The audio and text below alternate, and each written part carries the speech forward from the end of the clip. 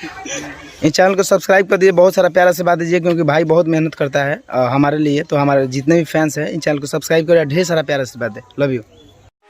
नमस्ते, प्रणाम। मेरा नाम पुष्पेंद्र और आपका स्वागत है मिस्टर पुष्पेंद्र यूट्यूब चैनल पर। दोस्तों बता दें, आप सभी के चहेता स्टार दिलों का धड़कन धनंजय धड़कन जी का एक और बवाल लेवल का साइड सॉन्ग आ गया, जो दिल को छू जाने वाला सॉन्ग है।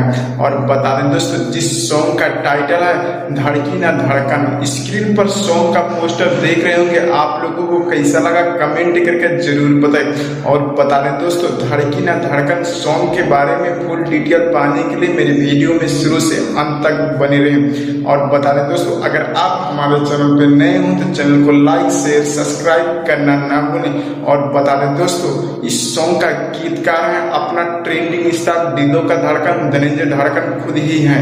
और बता दें दोस्तों, इसमें म्यूजिक दिए अभिराम पांडे।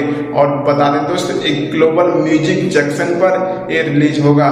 और बता दें दोस्तों, ये अभी कमिंग सून में रिलीज होगा, तो इस चैनल के द्वारा आप लोगों को जानकारी किया जाएगा। धन्यवाद।